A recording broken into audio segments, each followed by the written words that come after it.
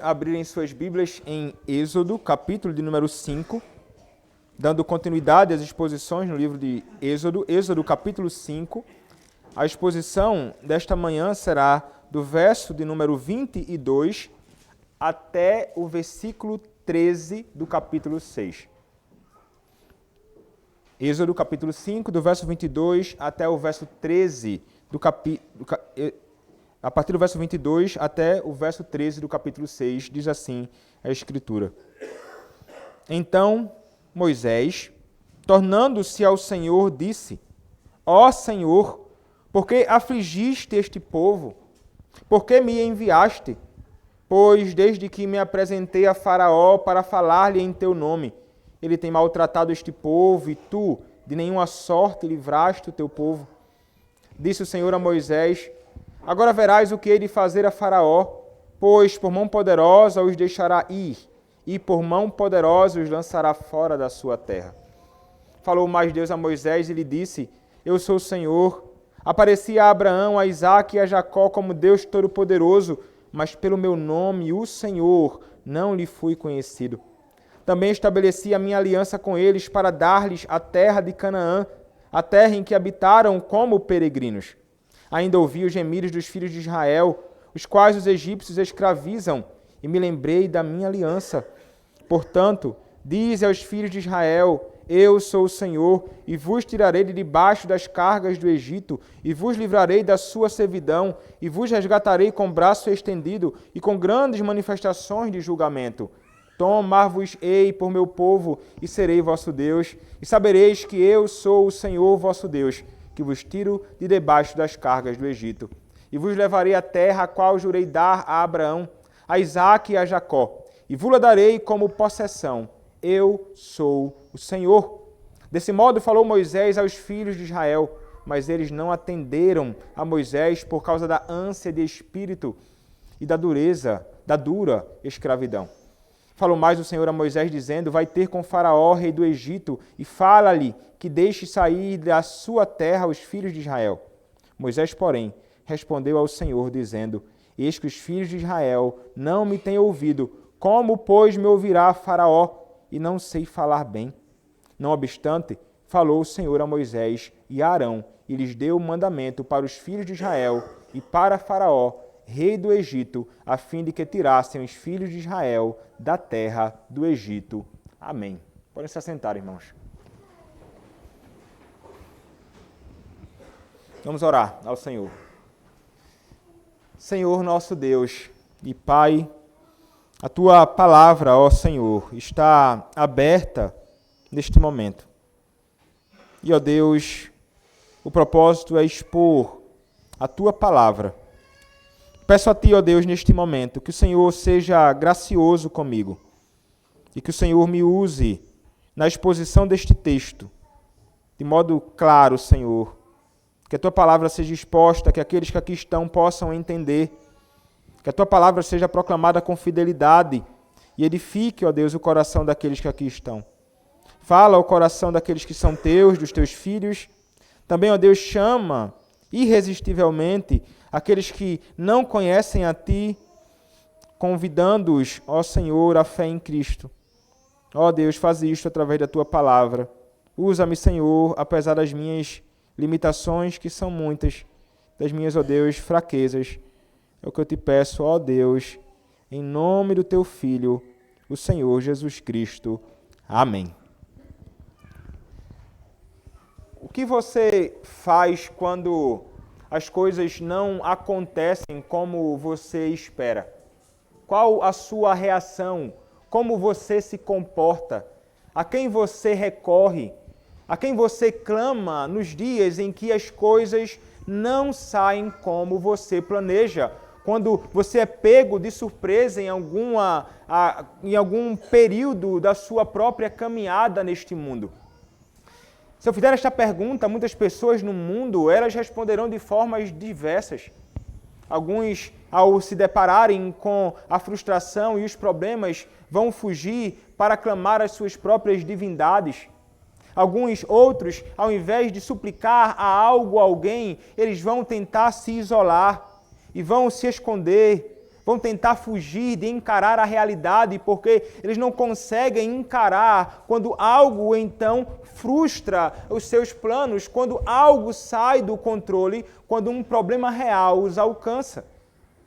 E é interessante, irmãos, porque essa realidade de problemas que surgem, de planos frustrados, de projetos que não são alcançados, de coisas que vêm sobre nós repentinamente, é algo que não acontece somente com ímpios, é uma realidade que os crentes experimentam e não é uma realidade somente do passado, dos dias do povo do Senhor no Antigo Testamento, trata-se de uma realidade nossa em nossos dias. E é interessante, irmãos, porque quando nós contemplamos ou pensamos acerca disto, e acabamos de ler um texto que vai envolver esta realidade. Vai envolver um homem, um servo do Senhor, que fora chamado pelo próprio Deus com um propósito. E depois do Senhor o convocar, depois do Senhor o encorajar, depois do Senhor dar provas que ele haveria de estar junto a ele para libertar o seu povo do Egito, este homem ele acaba se deparando com a realidade como surgindo para ele como que algo aparentemente contrário, divergente, diferente daquilo que ele estava esperando. E este homem, irmãos, como nós temos contemplado, é o próprio Moisés. Moisés, ele fora chamado pelo Senhor, nós vimos. E o Senhor, então, apresentou a ele o que ele deveria fazer. E o Senhor garantiu, dizendo a ele, eu estarei com você. E o povo ouvirá a sua palavra. Faraó não. Faraó terá o seu coração endurecido. Mas o meu povo haverá de ouvir a sua voz, ou a minha voz por meio de você, Moisés. E o Senhor, então, envia Moisés junto ao seu irmão Arão, para cumprir, então, a obra, com garantia de que isso certamente haveria de acontecer. Contudo, irmãos, nós temos visto como esse homem se levantou e, depois de ser exortado por Deus para ir, Moisés vai junto ao seu irmão Arão. E ele vai falar a Faraó. Mas, quando ele fala com o Faraó, apresentando, dizendo, assim diz o Senhor, Deus de Israel, deixa o meu povo para que me celebre uma festa no deserto, Faraó não vai ser favorável. Faraó vai dizer, quem é o Senhor? Eu não conheço ele. Quem é ele para me ordenar a fazer alguma coisa? Quem é? Eu não o conheço. E depois então da reivindicação, mais uma vez feita por Moisés junto a Arão, Faraó então vai se levantar com dureza e grande ira e vai dizer que não libertará o povo. E coloca então mais carga sobre o povo, mais dura cerviz, mais trabalho duro sobre o povo de Deus. Então, irmãos, isto provocou uma grande angústia no coração do povo que sofria. Isto provocou uma grande angústia naqueles que eram autoridade no meio do próprio povo, que conduziu então estes homens a até mesmo contemplarem Moisés junto a Arão e considerarem eles como grandemente culpados de fazer o povo então estar sofrendo amargamente. Eles acusam Moisés e Arão e, como consequência, acusam o próprio Deus de colocá-los naquela condição terrível. Mas então, irmãos, este foi o modo que o povo do Senhor se comportou em meio à adversidade. Eles não clamaram a Deus, eles se voltaram contra Deus. Mas Moisés vai nos dar um exemplo que, ainda que não seja perfeito, irmãos, é um exemplo daquilo que nós devemos fazer quando nós nos deparamos com dificuldades, com calamidades, com problemas em nossa própria caminhada. O texto, no versículo de número 22 do capítulo 5, nos diz, então, Moisés, tornando-se ao Senhor, disse, ó Senhor, por que afligiste este povo? Por que me enviaste? Pois desde que me apresentei a Faraó, para falar-lhe em teu nome, ele tem maltratado este povo, e tu, de nenhuma sorte, livraste o teu povo. Veja, irmãos, o que acontece aqui. O texto nos diz que Moisés, ele não vai até Faraó neste momento, em meio às angústias do povo, ele vai direto agora ao próprio Senhor. Ele vai se dirigir ao Senhor Deus, que está aqui chamado de Deus Yahvé, é o Senhor, é Javé, apresentando-se aqui como o nome pactual de Deus. E ele então vai levantar a sua voz ao Senhor. Moisés, ele vai orar, ele vai suplicar, ele vai agir aqui como alguém que estará intercedendo a Deus em favor do próprio povo de Deus. Mas veja, irmãos, qual é o conteúdo desta oração do próprio Moisés. Ele está certo em se dirigir ao Senhor Deus em meio aos dias difíceis. Mas olhem o conteúdo da sua oração. Ele diz assim: ó Senhor, por que afligiste este povo? Então note que ele vai se voltar para o Senhor e semelhantemente ao povo que acusou Moisés de conduzir o povo à aflição, agora Moisés está olhando para Deus e dizendo assim: Senhor, o Senhor tem feito o povo sofrer terrivelmente. O Senhor tem conduzido o povo à aflição. Por que o Senhor tem afligido este povo? Quando nós olhamos para a Escritura e na realidade identificamos que aquele que tem conduzido o povo à terrível aflição é o próprio Faraó em sua perversidade. Mas então ele diz: por que afligiste este povo? E ainda mais, por que me enviaste? Ele está aqui mais uma vez, irmãos, revelando sua insatisfação com aquilo, porque ele fora alguém que fora chamado por Deus para assumir aquele papel, mas a contragosto. Ele não estava disposto a fazer aquilo inicialmente, mas o Senhor o chamou, o Senhor o obrigou a fazer aquilo. Ele havia sido separado por Deus para isto. Ele havia sido preparado pelo Senhor para isto.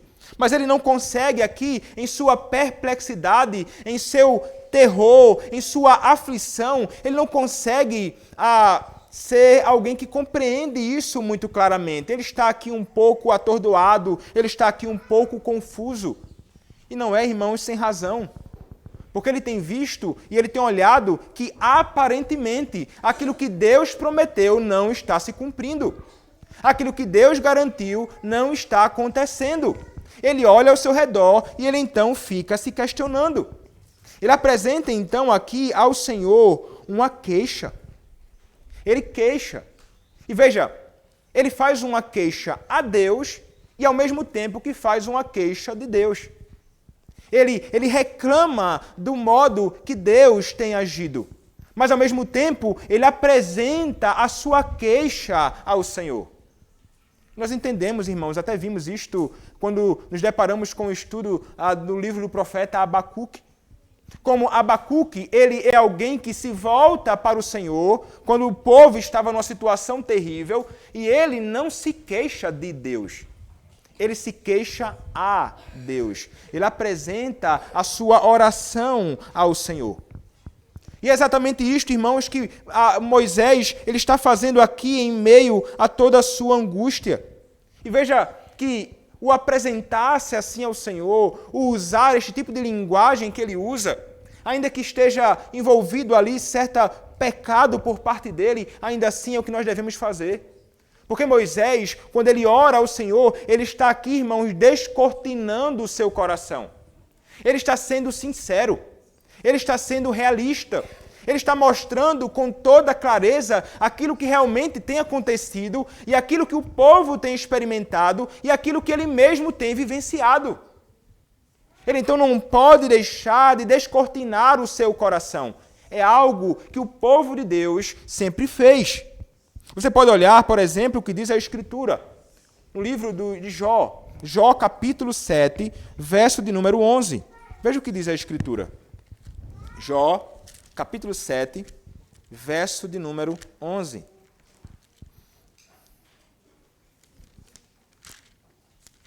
Diz assim a palavra do Senhor: por isso não me reprimirei a boca, falarei na angústia do meu espírito, queixar-me-ei na amargura da minha alma. Isto é Jó, em meio aos seus dias de terrível aflição.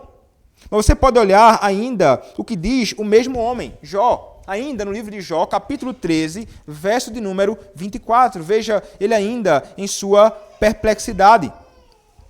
Porque escondes o rosto e me tens por teu inimigo.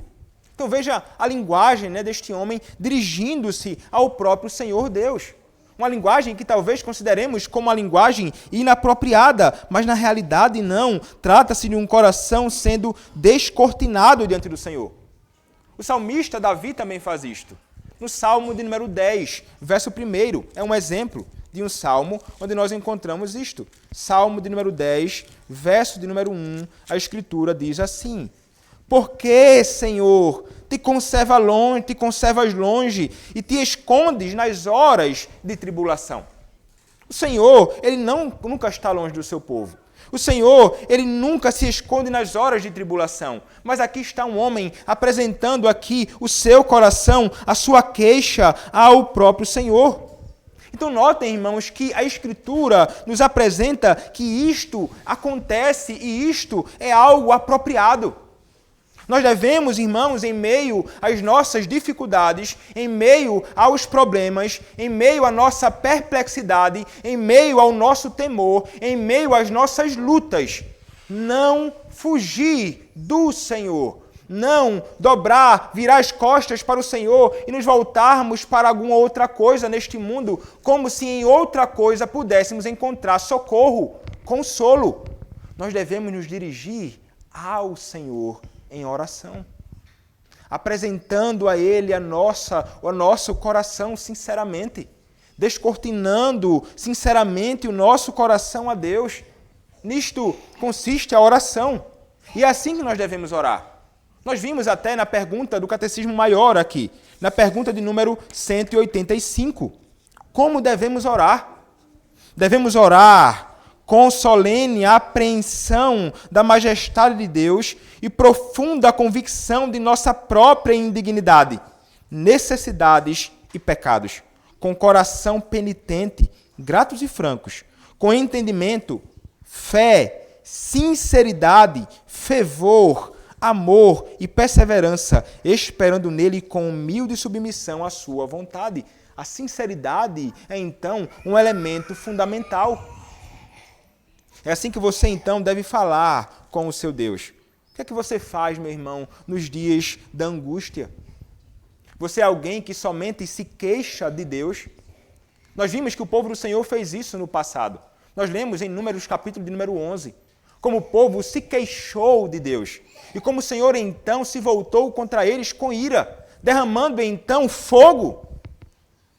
Veja, irmãos, que o queixar-se de Deus é algo ruim, mas queixar-se a Deus, não. Você deve, meu irmão, então, no dia em que você estiver com problemas na sua vida, com sofrimento, uma notícia ruim, um desapontamento, uma frustração terrível, uma doença que o acomete, uma doença que alcançou o seu filho, o seu pai, a sua mãe, não importa quem seja, no meio ou no dia em que as coisas para você, aparentemente, estejam desgovernadas e você não consegue ver solução, você não consegue ver um caminho alternativo, lembre-se de voltar-se ao Senhor em oração. Ele é o Deus que está sempre pronto a ouvir o clamor do seu povo. Ele é um Deus que está sempre pronto para ouvir a queixa do seu povo. Ele é um Deus que escuta o nosso clamor.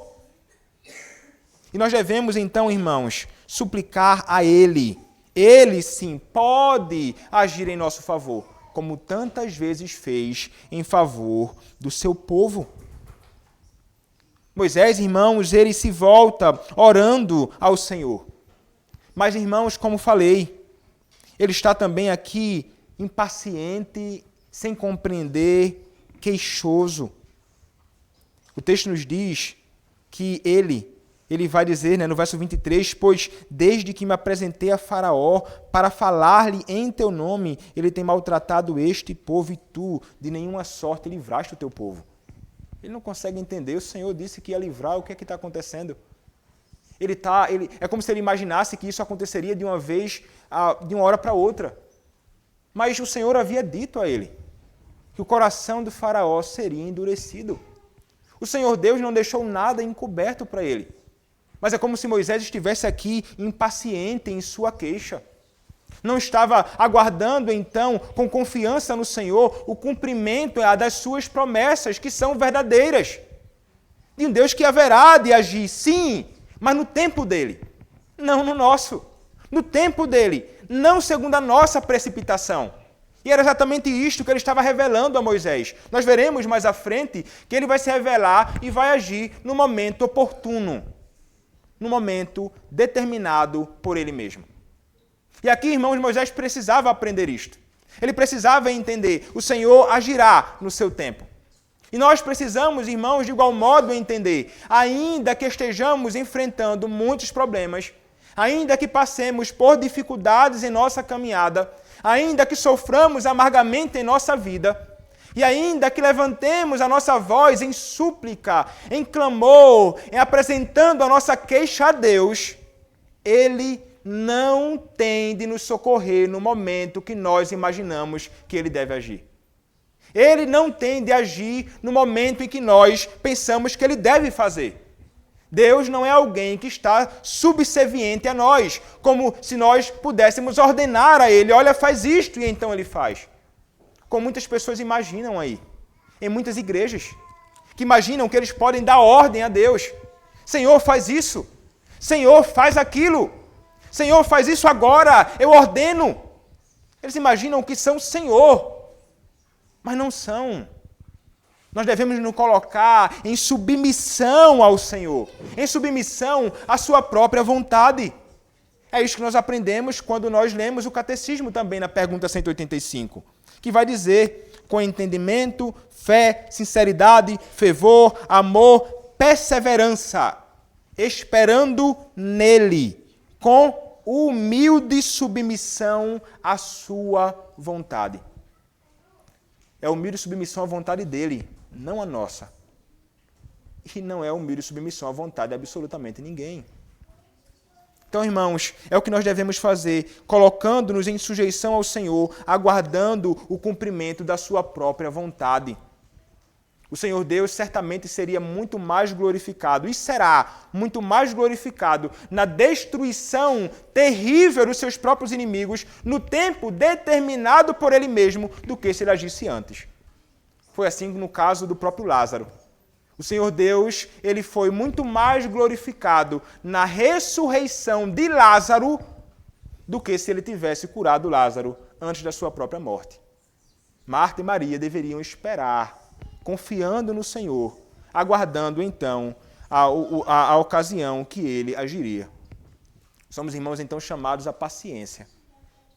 A paciência e a confiarmos em Deus em meio às adversidades que o mundo ou que nós experimentamos em nossa própria peregrinação neste mundo.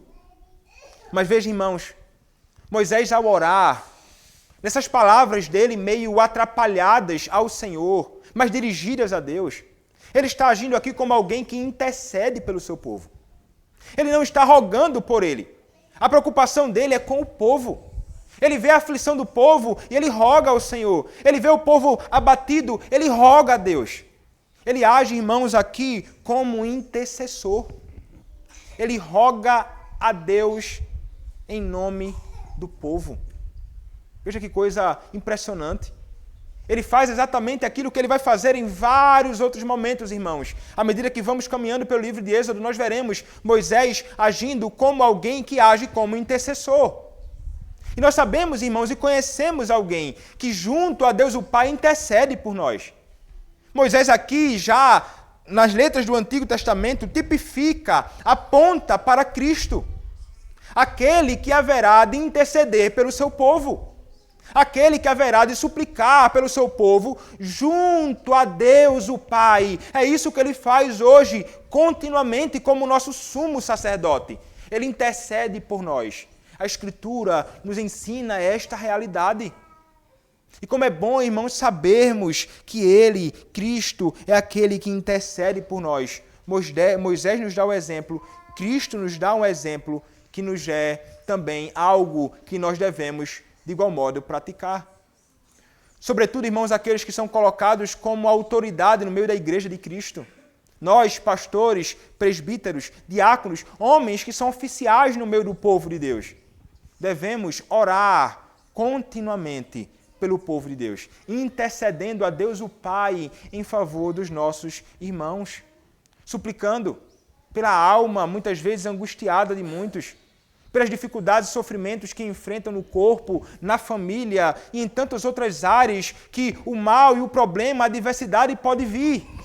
Em razão de pecado de outras pessoas cometidos contra nós, ou dos nossos próprios pecados, mas nós somos chamados a suplicar. E você também.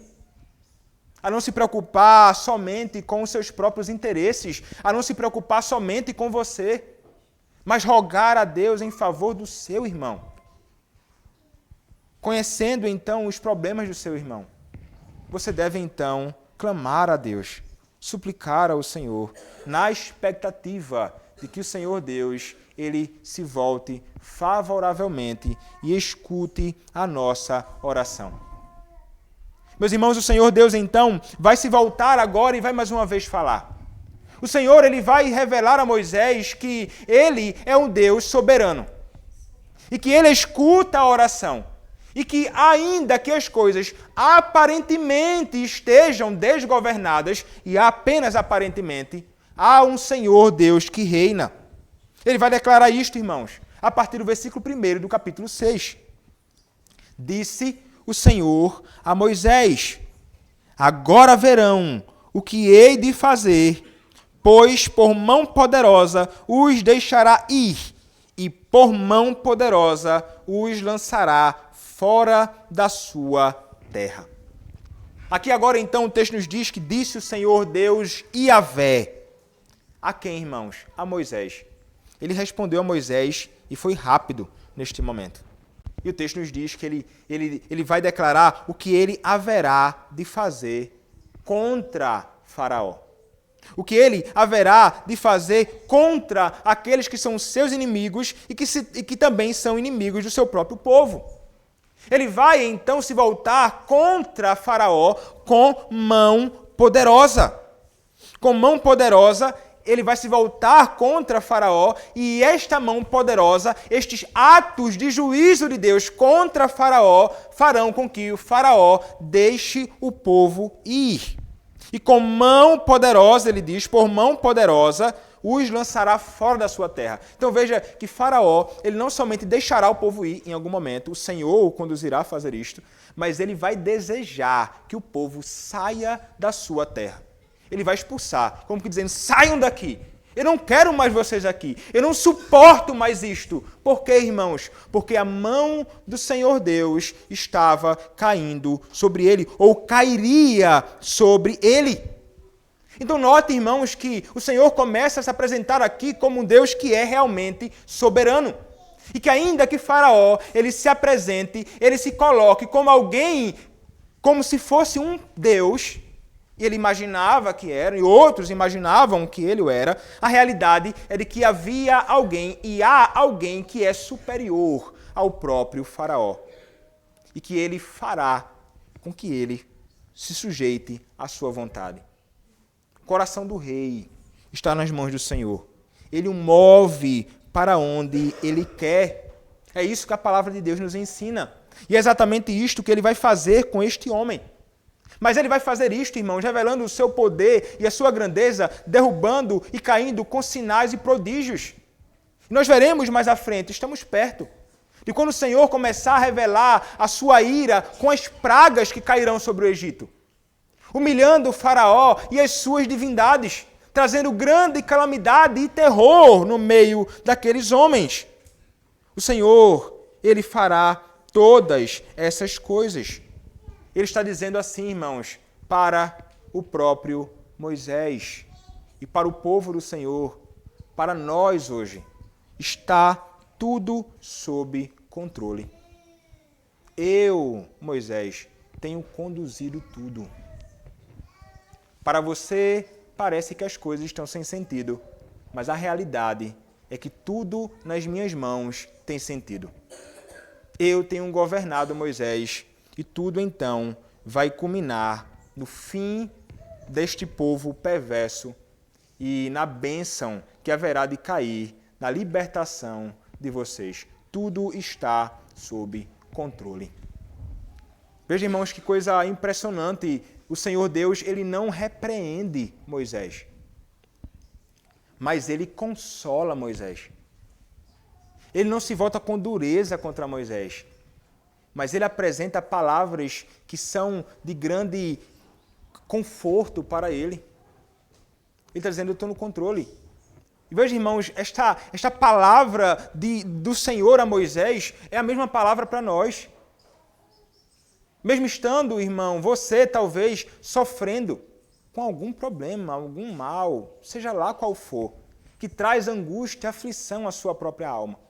Se você se vê perturbado e desesperançoso quanto ao rumo da sua vida, ao rumo da nossa nação, sob um governo ímpio, perverso, de homens que amam a perversidade, a ponto até de se orgulhar e ficar alegre, contente em ter alguém junto no governo que se declara como um comunista.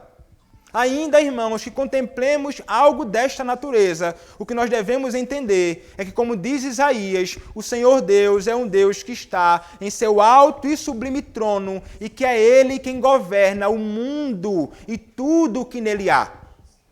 Ainda que os homens, aos nossos olhos, aparentemente governem, é Deus, em última instância, quem faz isto. Tudo está no controle do Senhor. O Senhor Deus é soberano. E Ele governa de modo santo, ainda que aparentemente não pareça. De modo sábio, ainda que aparentemente não pareça. De modo poderoso, ainda que aparentemente não pareça. Somos chamados, irmãos, a confiar então neste Senhor que reina. E Ele vai se voltar com juízo sobre aqueles que continuam se voltando contra o seu povo sem arrependimento.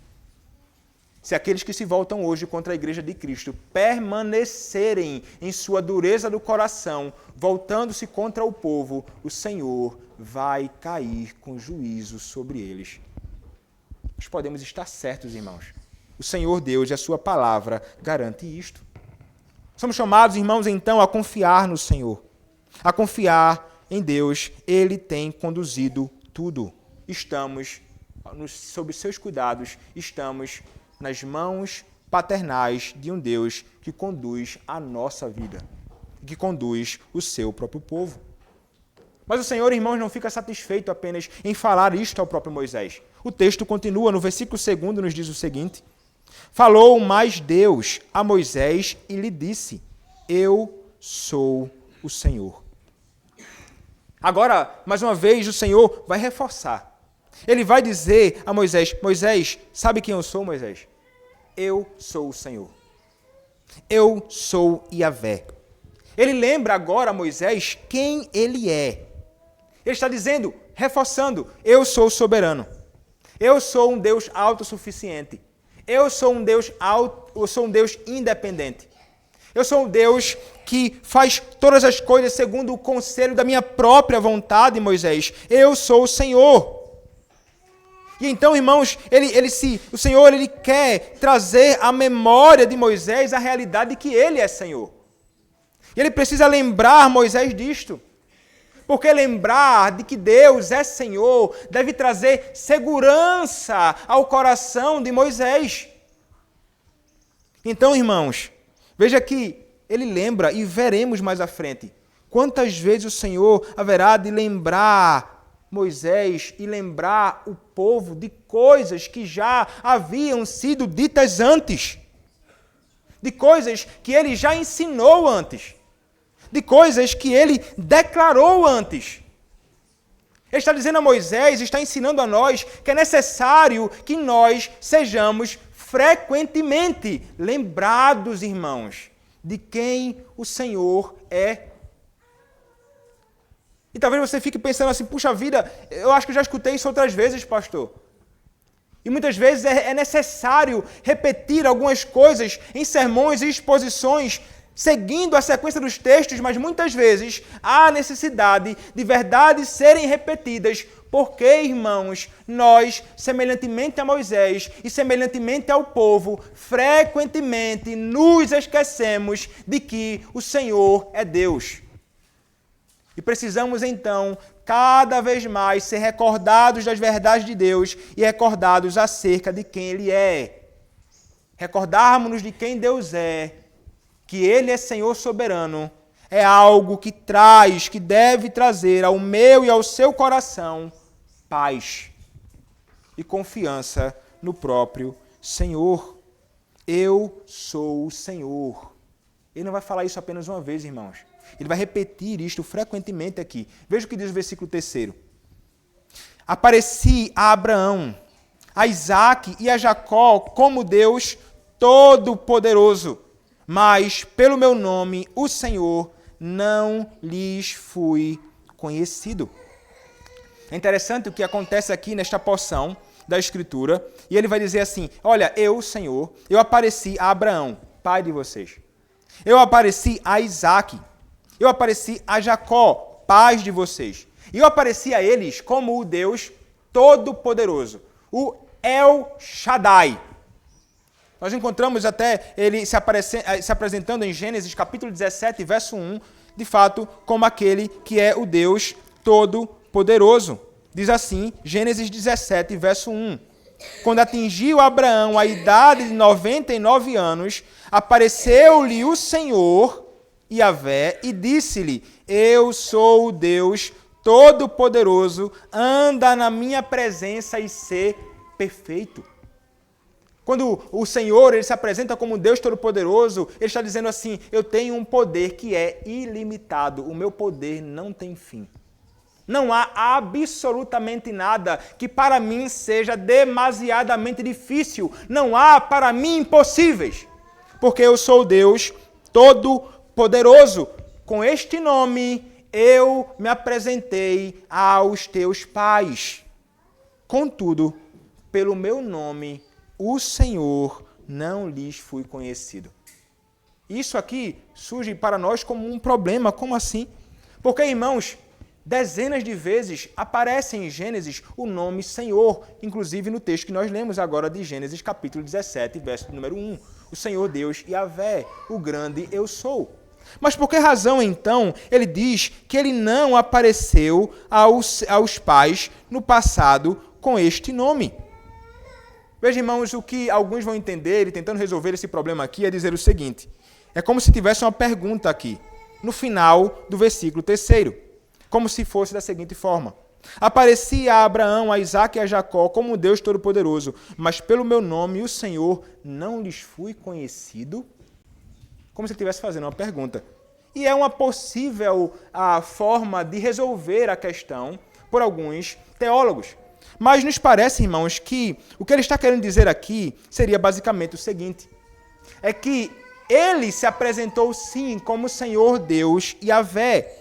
Contudo, ele se apresentou agora para o seu povo, em Êxodo, ao próprio Moisés e ao povo, de um modo distinto, de um modo mais claro. É como se ele estivesse dizendo assim, irmãos, a revelação de Deus é uma revelação progressiva. Aquele povo no passado, os seus pais, conheceram algo acerca de mim, mas não plenamente. Conheceram algo a meu respeito, mas não tanto quanto vocês conhecem. Ouviram falar no meu nome, mas não conseguiram ou não tiveram a oportunidade de experimentar e de conhecer tão plenamente assim como vocês. Um teólogo chamado Gerhardus Voss, ele comentando esse texto, ele vai nos dizer o seguinte, falando acerca desta porção da Escritura, que para nós parece realmente estranho, mas ele vai dizer o seguinte. Quando olhado de perto, Êxodo capítulo 6, verso 3, não requer um desconhecimento absoluto prévio da palavra. A declaração significa simplesmente que os patriarcas não possuíam o conhecimento prático e a experiência daquele aspecto do caráter divino que encontra sua expressão no nome. Conhecer, no conceito hebraico, é a mesma palavra na nossa conversa do dia a dia. São duas coisas bem diferentes. Até mesmo o contexto de Êxodo capítulo 6, verso 3, concede como provável que há uma referência a um conhecimento prático e experimental. Nos versículos 6 e 7, lemos: vos resgatarei com braço estendido e com grandes manifestações de julgamento. Tomar-vos-ei por meu povo e serei o vosso Deus, e sabereis que eu sou Yahvé, vosso Deus. Por meio da redenção, eles irão aprender que não há um Yahvé, mas o que Yahvé significa para eles, que Yahvé é o Deus deles, ou que seu Deus é Yahvé. Eles teriam um conhecimento mais prático, mais substancial, mais claro. Eles haveriam de experimentar do próprio Yahvé num relacionamento pactual com o seu Deus. Então, era este tipo de conhecimento. Não é que eles não conheciam o próprio Senhor. Eles sabiam, mas não como o povo do Senhor, no livro de Êxodo, passou a conhecer e experimentar, de modo mais pleno e claro, nesse relacionamento com o seu próprio Senhor. Por essa razão, então, ele diz: o Senhor não lhe fui conhecido. Nota aqui, irmãos, que agora eles estão tendo o privilégio que os pais no passado não haviam tido. E eles, então, baseados nesse conhecimento agora mais claro que eles têm, dessa experiência, desse relacionamento com o próprio Senhor Deus e Yahvé, eles deveriam reagir de uma forma distinta. Moisés deveria reagir de uma forma distinta aos problemas que acontecem ao seu redor, porque agora ele tem um conhecimento mais claro do Senhor. E então ele deveria lidar melhor com as realidades e problemas que aconteciam ao seu redor. Um conhecimento mais claro, verdadeiro, real, substancial, experimental de Deus deve nos conduzir, então, a mais plena confiança nele. Mas, irmãos, nós veremos que Moisés ele reage de uma forma ainda estranha e o povo também. E nós talvez olhemos para eles e pensemos assim: como é que eles podem agir assim, tendo conhecimento mais claro acerca de quem é o Senhor que se relaciona com eles? Mas, meus irmãos, quem somos nós para dizer algo dessa natureza? Porque nós, hoje, temos um conhecimento mais amplo, um conhecimento maior da revelação de Deus. Temos a revelação especial de Deus toda descortinada diante dos nossos olhos nos 66 livros e ainda assim parece que nós não temos um conhecimento real do Deus a que nós servimos. O conhecimento, irmãos, de Deus é fundamental para que nós possamos, então, enfrentar os dilemas e dificuldades reais que surgem em nossa peregrinação. E nós, irmãos, temos a graça de conhecer o Senhor na sua própria palavra. Quando nós lemos a sua palavra, quando nós meditamos na sua palavra, quando nós ouvimos a pregação do Evangelho, nós temos mais conhecimento acerca de quem o nosso Deus é. E isso deveria nos fazer firmes em meio às tribulações. Mas talvez você esteja vacilando e angustiado e temendo e perplexo e tremendamente aflito. E talvez você esteja assim porque você não conhece o Deus a quem você diz servir.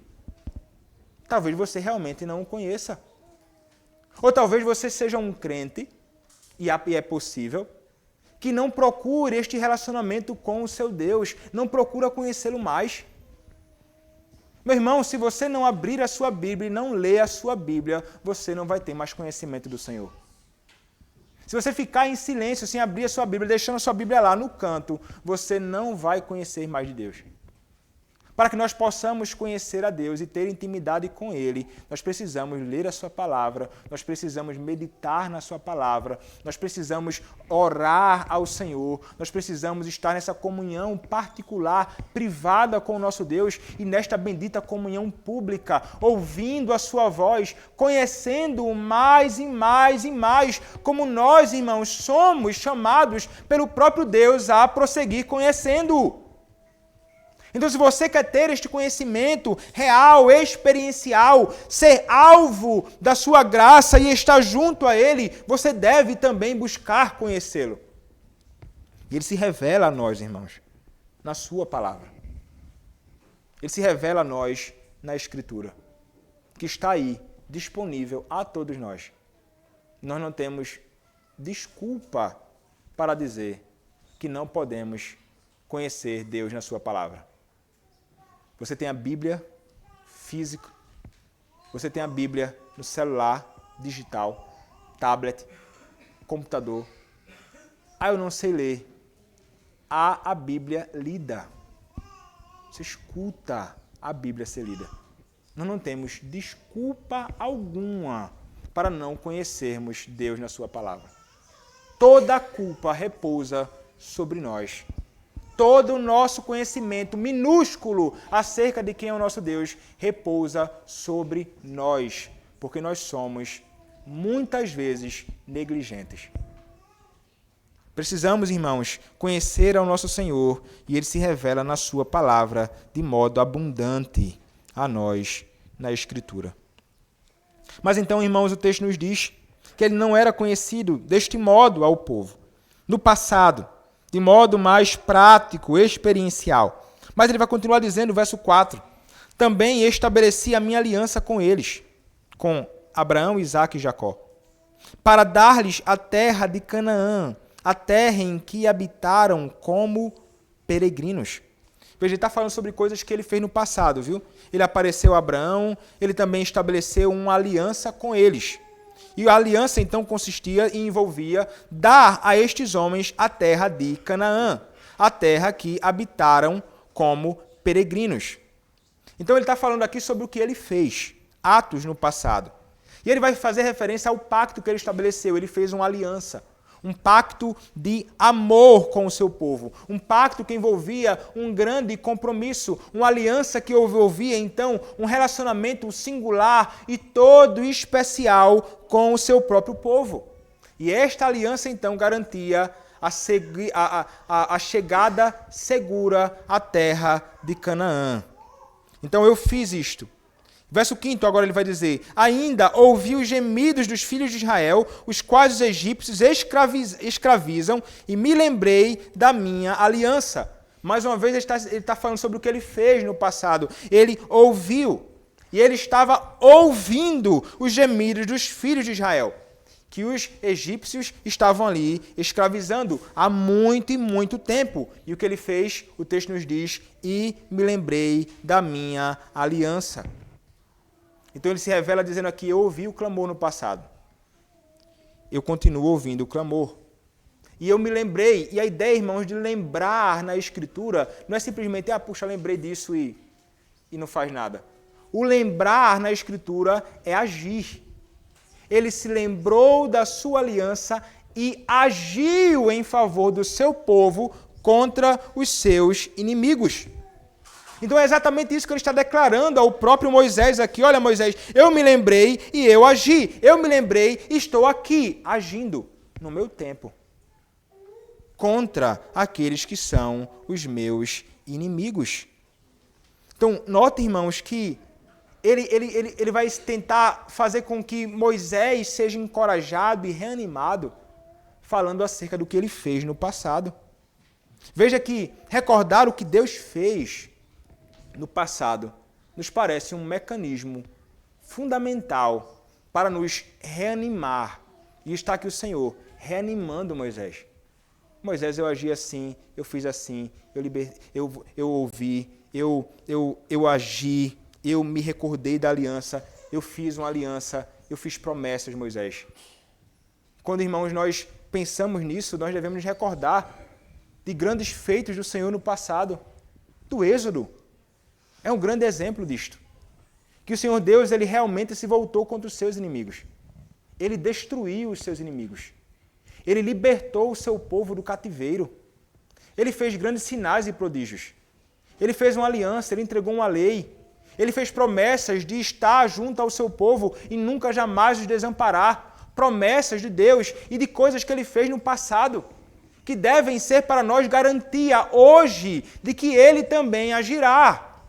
Porque ele é verdadeiramente, irmãos, um Deus que continua sendo o mesmo Deus e que é fiel às suas promessas e que ele vai, sim, agir em favor do seu povo sempre.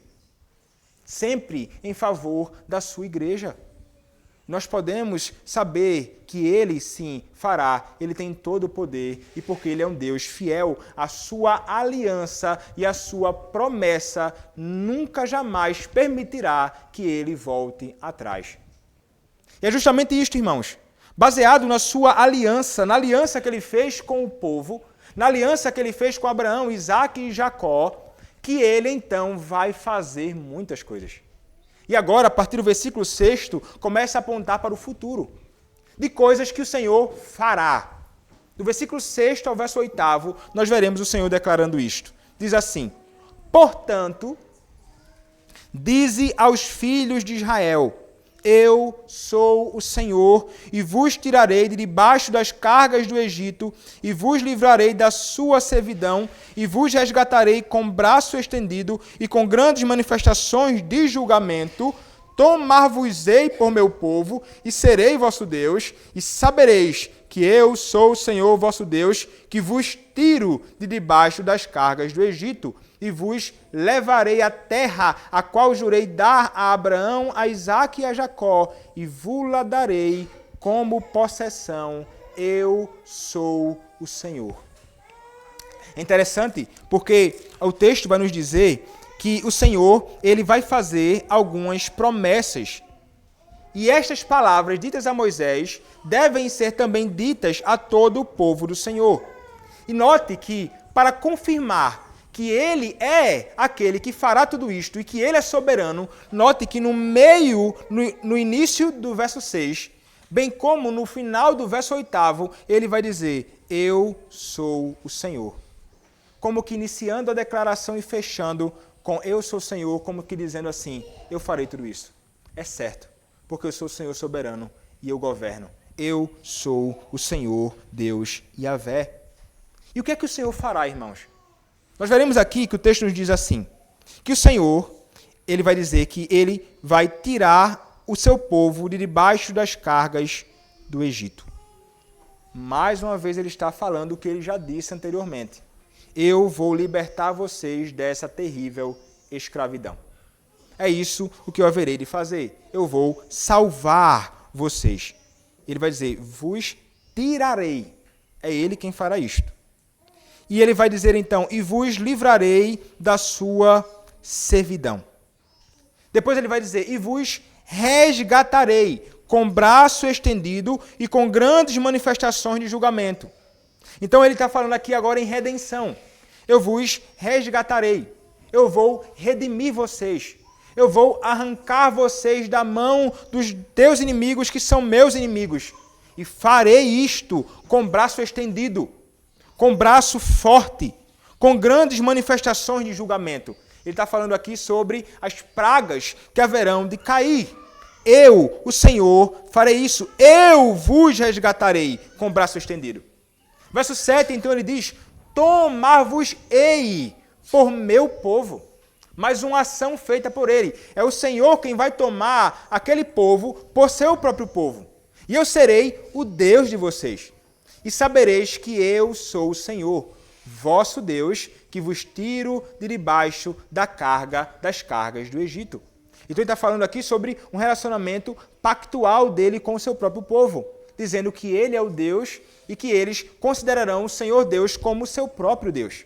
E que eles são o seu próprio povo, povo particular, povo que lhe é chegado, povo que é amado, povo que é alvo do seu favor, alvo da sua graça, alvo da sua própria misericórdia. E ele vos tirará de debaixo das cargas do Egito. E vos levarei a terra a qual jurei dar a Abraão. Ele levará a terra que prometeu a Abraão, Isaque e Jacó, e vai dar esta terra como possessão ao seu povo. Você percebeu que tudo aqui será feito pelo Senhor? Ele, unicamente Ele fará. Ele faz promessas de coisas que Ele não contará com a ajuda de alguém, mas Ele soberanamente fará todas essas coisas. Isso aponta para a singularidade de Deus, irmãos, na libertação e na salvação do povo. E nos mostra também que o Senhor, Ele é aquele que age sozinho na salvação do homem. A salvação é, portanto, monergística. É Deus quem age. E somente. Sem colaboração, sem contribuição, sem os nossos méritos, sem a nossa própria justiça, mas Ele unicamente, por sua abundante graça, é que age em favor dos seus. E Ele fez isto, irmãos, veja, são promessas que podem ser abraçadas, porque o Deus que diz isto aqui agora, que Ele fará a Moisés e ao povo, é um Deus que é verdadeiro. E nós sabemos, Ele cumpriu tudo isto. Ele libertou. Ele tirou o povo da escravidão. Ele conduziu o povo a uma terra que Ele deu a este povo por sua própria possessão. E, meus irmãos, as mesmas promessas que foram dadas a este povo são promessas que nos são dadas. E são promessas que devem ser abraçadas, irmãos, com fé, porque Deus, Ele não pode mentir. O Senhor Deus, Ele também nos tirou da escravidão, do pecado. O Senhor Deus, Ele nos tirou do Egito, no qual nós nos encontrávamos. Nós éramos também escravos, escravos da ira, escravos de Satanás, escravos da carne, escravos do mundo, mas Ele nos resgatou. E Ele fez isso, irmãos, com poderosa mão, com braço estendido. E Ele então, ao nos salvar, ao nos resgatar, se apresentou como o nosso Deus.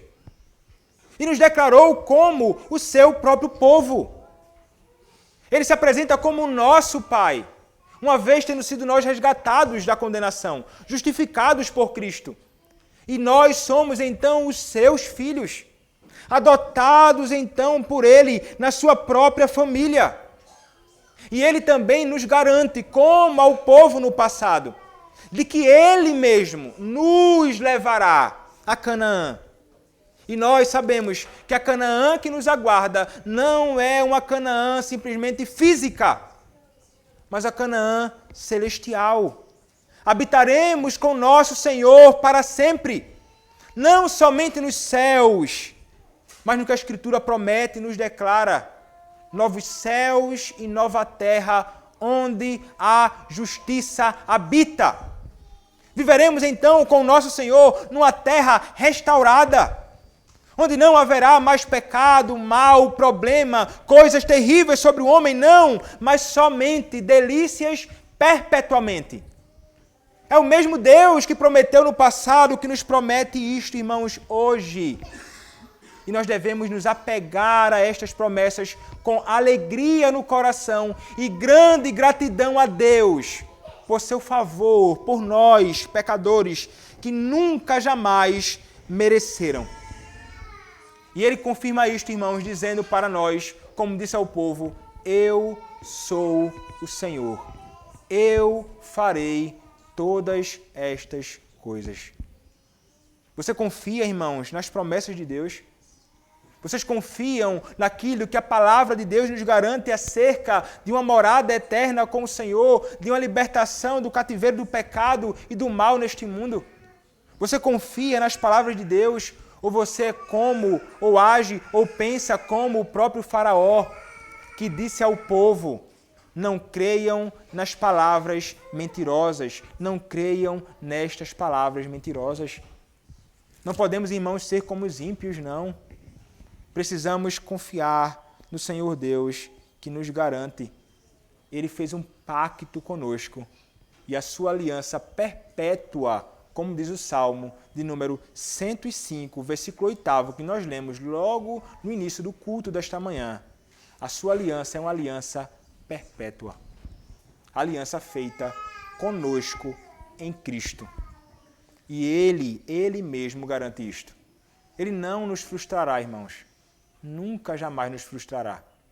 Seu amigo, seu irmão, seu esposo, sua esposa, seu presbítero, seu diácono, seu pastor pode lhe frustrar. Mas Deus nunca, jamais nos frustrará.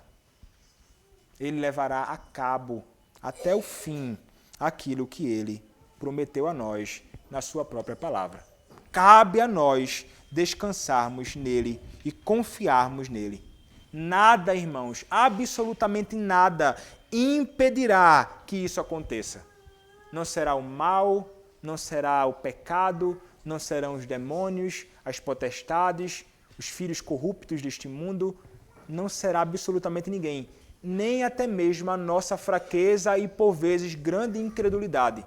Nunca, jamais nos impedirá de chegarmos à outra margem, de chegarmos até a habitação eterna com o nosso Senhor, porque o Senhor Deus, Ele garante isso. Tendo então, irmãos, o próprio Moisés ouvido estas declarações do Senhor, o versículo 9 nos diz assim: desse modo falou Moisés aos filhos de Israel. Ele vai falar ao povo aquilo que o Senhor Deus disse a ele. Mas o que acontece, irmãos? Mas eles não atenderam a Moisés, por causa da ânsia de espírito e da dura escravidão. O que acontece? Promessas foram dadas, foram repetidas pelo próprio servo do Senhor Moisés ao povo, mas o povo, ele não escutou Moisés, não deram ouvido. E por que razão? Qual a razão de não darem ouvidos? O texto nos diz, por causa da ânsia de espírito e da dura escravidão. Porque, irmãos, eles estavam sofrendo tanto, há tanto tempo, que eles estavam sem esperança. Eles estavam desanimados. Eles estavam incrédulos. Eles estavam sem fé. Não tinham como que forças para então abraçar estas verdades. E então acabam desprezando a oferta de Deus e as promessas de Deus de uma salvação. Veja, irmãos, que o sofrimento, ele causou no homem, neste povo, naquele contexto, uma resposta que não é adequada ao sofrimento. A resposta adequada ao sofrimento não é incredulidade. Porque o sofrimento, irmãos, ou tudo aquilo que eles estavam experimentando, ainda que Faraó agisse, fosse um homem perverso, trazendo aflição, era o próprio Deus soberano que estava governando tudo. Todas as aflições que nós sofremos vêm das mãos de Deus. E Deus tem propósitos na aflição. E o propósito, irmãos, de toda a aflição é voltar os nossos olhos para o Senhor.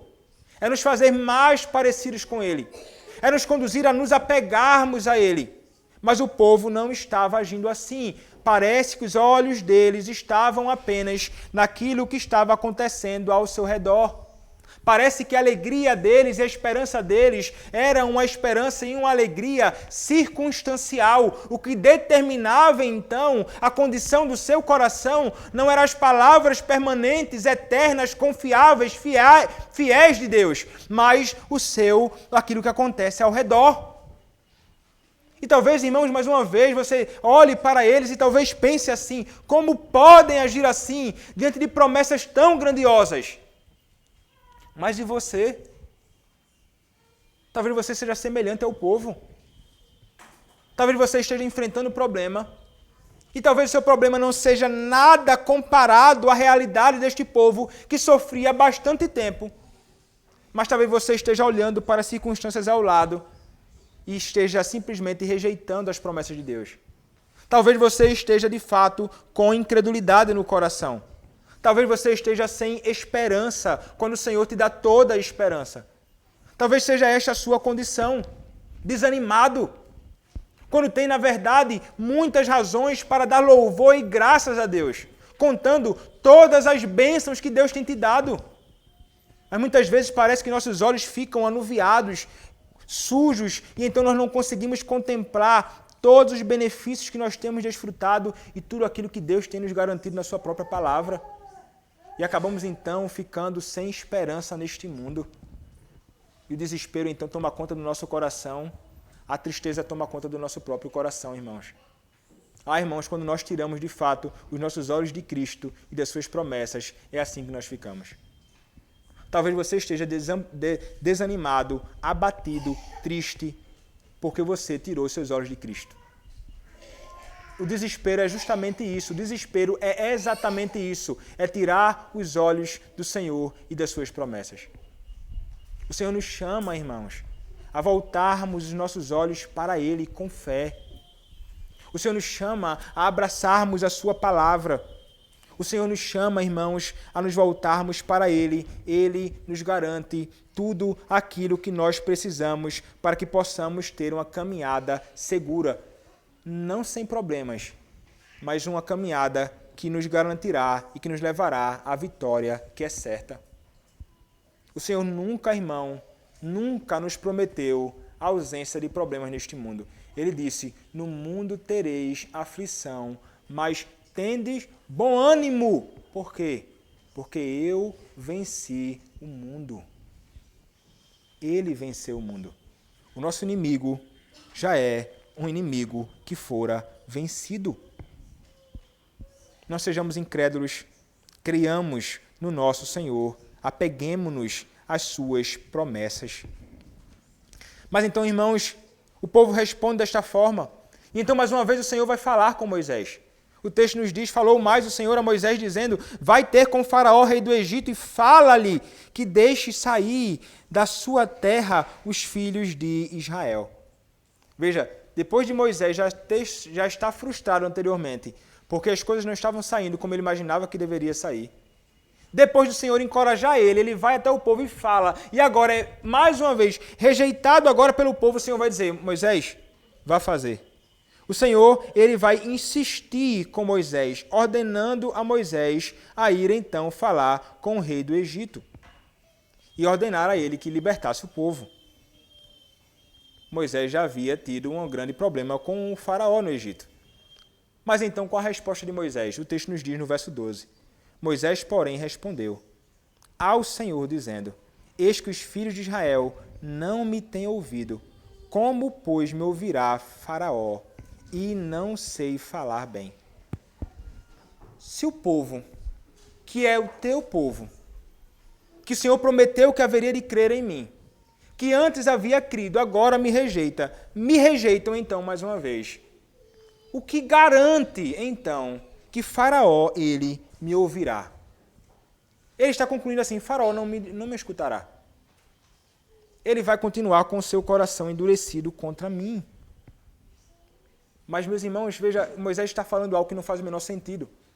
O Senhor havia prometido que ele haveria de libertar o seu povo, que Faraó haveria de libertar o povo, inclusive expulsando-o. Mas ele permanece então aqui, mais uma vez, Moisés, revelando as dificuldades no seu coração para cumprir a vontade do Senhor.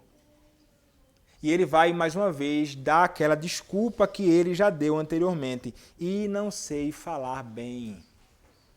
Seja lá qual for, irmãos, o problema de Moisés, se gagueira, se timidez ou qualquer outro problema, o Senhor já havia providenciado uma solução. Arão estava junto a ele para ser boca, mas ele aqui, mais uma vez, se vê como alguém incapaz de cumprir a vontade do Senhor. E ele inventa então a desculpa.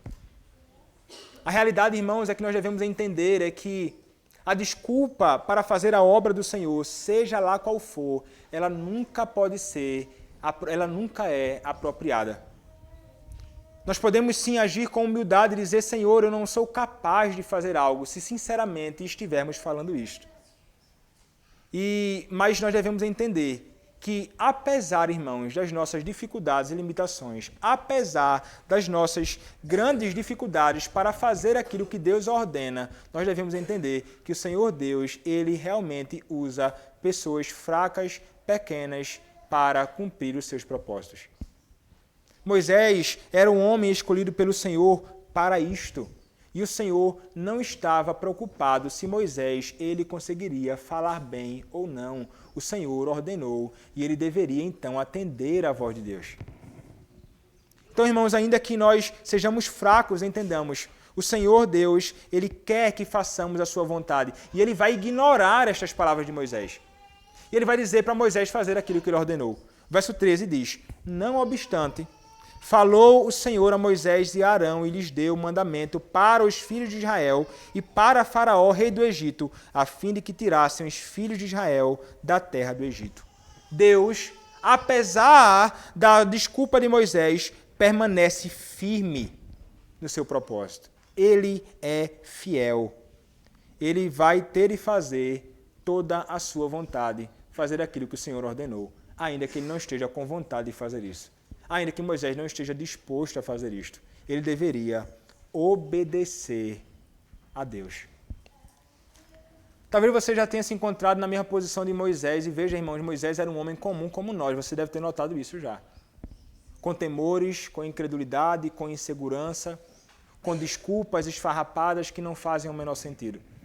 Mas nós devemos entender, irmãos, que o Senhor, quando Ele nos chama, nós não devemos ficar inventando desculpas. Eu não sei falar bem. Eu não sei como dizer isto. Eu não tenho uma boa oratória. Eu não falo bem, eu não tenho uma boa retórica. Eu não consigo, eu não posso. Manda outro, irmãos. O Senhor Deus, quando Ele nos chama para assumirmos a nossa vocação, nós devemos entender que Ele nos capacita e devemos entender que nós devemos obedecê-lo, fazendo aquilo que Ele ordenou. Independentemente do reconhecimento das nossas debilidades e independentemente de estarmos dispostos a fazer ou não. Independente de estarmos dispostos, devemos fazer aquilo que Ele ordena. Muitas vezes nós ficamos indispostos com muitas coisas. Indispostos a ler a palavra, indispostos de meditar na palavra, indispostos de orar ao Senhor, indispostos de vir à casa do Senhor no seu domingo, no seu santo dia, pela manhã e noite para servi-lo, indispostos para virmos para a reunião de oração, indispostos para fazermos muitas coisas nesta vida. Mas, meus irmãos, independentemente da indisposição, o Senhor nos chama à obediência. O Senhor nos chama a fazermos aquilo que Ele prescreve. O Senhor nos chama, irmãos, e isso é algo importante. Se nós fizéssemos somente aquilo que estamos dispostos a fazer, ou fizéssemos somente algo quando estivermos realmente interessados a fazer, seria algo grandemente terrível. Certamente no domingo aqui, teríamos muito mais bancos vazios do que já tem. Mas nós devemos atender à voz do Senhor e assumir o dever com alegria, porque é um dever. E chegará um momento, irmãos, que aquilo que para nós era pesado, aquilo que para nós era feito como um dever, passará a ser amado por nós. Experimente isso. Se você não tem a prática de meditar na palavra do Senhor e considera isso como pesaroso, e muitos dias não tem desejo de fazer, faça. Separe um tempo no seu dia para ler a sua palavra e meditar. Separe 10 minutos da manhã, ou da tarde, ou da noite do seu dia e passe a fazer isso religiosamente. Você vai passar a amar este dever. Você vai passar a amar aquilo que Deus ordena. O Senhor vai conformar a sua vontade à vontade dEle. E assim, irmãos, nós cumprimos toda a vontade do Senhor, atentando então para a sua lei e para aquilo que Ele mesmo prescreve. Meus irmãos, aquele povo e Moisés, eles foram desobedientes ao Senhor e não fizeram tudo o que o Senhor ordenou na sua própria vontade, como nós falhamos muitas vezes. Mas teve alguém que foi obediente. Alguém que fora separado pelo próprio Senhor Deus para cumprir uma obra perfeita. Alguém que atendeu à voz de Deus, do seu próprio Pai, e cumpriu tudo isso exatamente. Alguém que foi obediente, e foi obediente até a morte, e morte de cruz. E este que for obediente é o próprio Senhor Jesus Cristo, a Escritura nos diz isto.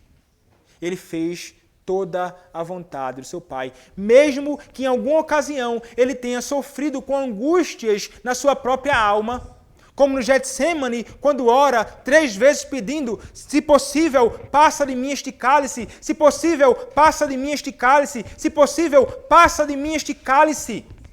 Mas ele diz, mas que seja feita a tua vontade. Ainda que ele tenha apresentado o seu coração descortinado diante de Deus o Pai na cruz, dizendo, Deus meu, por que me desamparaste? Ele foi fiel e obediente até o fim, morrendo na cruz em nosso lugar para a nossa salvação. Cristo Jesus, se não tivesse sido fiel até o fim, nós estaríamos padecendo sobre o jugo do nosso pecado até hoje. E não haveria salvação para nós. Mas ele cumpriu toda a vontade e nós fomos salvos, resgatados por este bendito Salvador, que é o Senhor Jesus Cristo. E você deve saber hoje, você descrente, você que não conhece a Cristo, que este que morreu na cruz, sendo obediente até o fim, ele é aquele que é oferecido gratuitamente a você hoje. E ele pode, sim, libertar você do cativeiro, do pecado.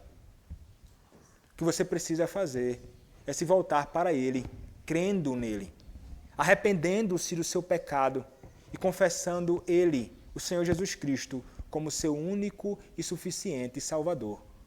Então, sendo salvo por este Cristo, você poderá se apegar às mesmas promessas que nós que conhecemos a Cristo nos apegamos.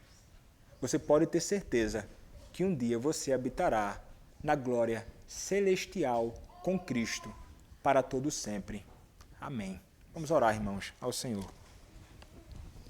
Senhor, nosso Deus, nosso Pai, agradecemos a Ti pela Tua palavra, pela graça, ó Deus, de ouvirmos aquilo que o Senhor tem a nos ensinar através da Tua palavra.